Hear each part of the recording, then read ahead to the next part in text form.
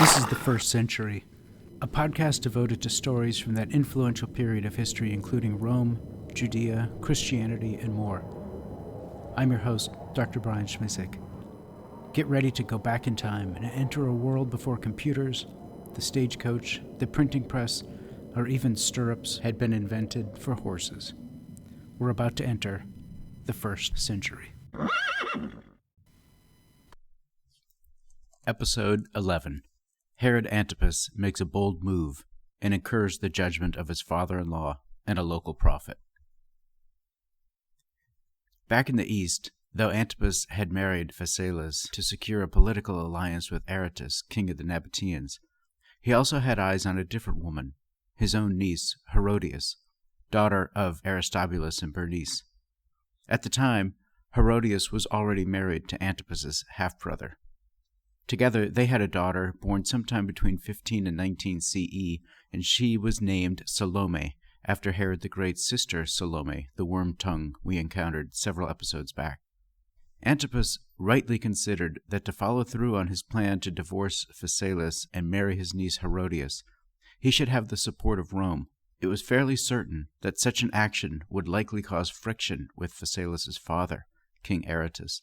And in addition, marrying one's niece, especially a niece who was already married to his half-brother, who was still alive, was a violation of the law of Moses.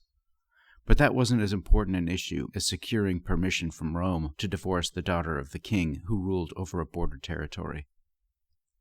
So in about 29 CE, Antipas made a trip to Rome.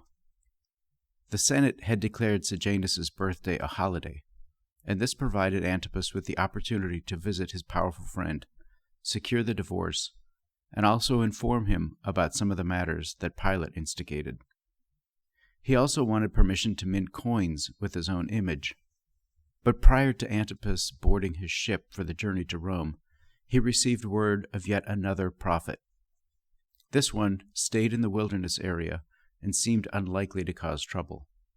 He only called the people to repent, and to those who heeded this message, he plunged them into the river Jordan in something of a washing ritual.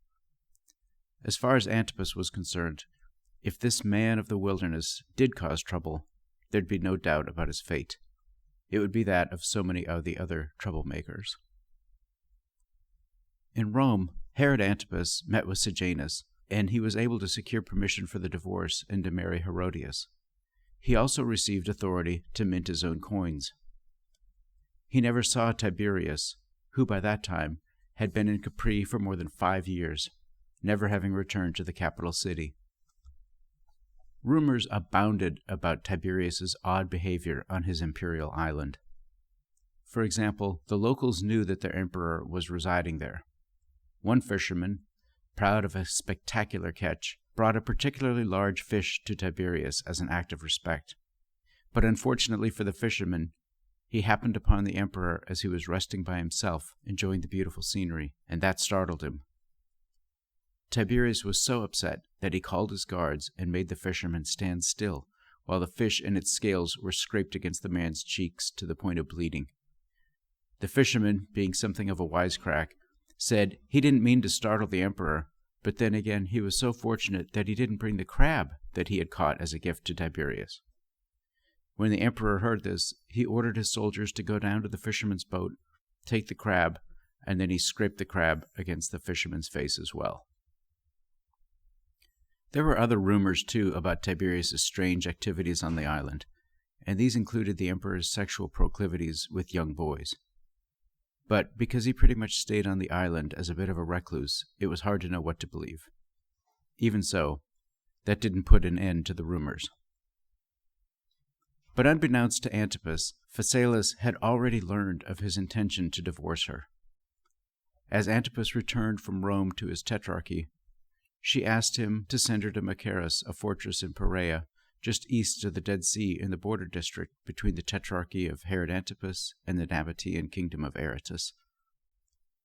Aside from the city of Tiberias, which functioned as the capital of Galilee, Machaerus functioned as the most fortified city of Perea, if not the capital city of that region. Because of its strategic importance and significance, decades earlier, Herod the Great had rebuilt the city and fortified it, so it was second only to Jerusalem. Antipas, not thinking anything of Phaesalis' request because she had made similar trips there in the past, agreed. Aretas' generals would assure her safe travel. But she eventually made her way from Machaerus to her father in Nabatea, where she disclosed Antipas' plan to divorce her and marry his own niece, Herodias. Aretas was so insulted that he decided to raise an army to punish Antipas. He had had the opportunity to raise an army and punish this ruling family decades earlier when Herod the Great died. If the heir of Herod was no better, this would present a fine opportunity to exact revenge. Further, he had an ongoing border dispute with Antipas about the region of Gamalitis, so it was time to settle that too. Antipas's divorce and subsequent marriage to Herodias drew the ire not only of King Aretas IV of Nabatea, but also of that wilderness prophet, John the Plunger, or in Greek, John the Baptist. He earned that nickname because he plunged or baptized people into the river Jordan as a way to symbolize forgiveness of sin, leading to a new way of life. That in itself was harmless, but if John stirred up the people against Antipas, that could be a problem. And John occasionally was in the border region near Nabatea. Antipas's concern was about to become a reality. His marriage to his half-brother's wife, while that half-brother was still alive, was a violation of the law of Moses. Next time, we'll learn more about John the Baptist and how he became a mentor to one of those he baptized, Yeshua of Nazareth.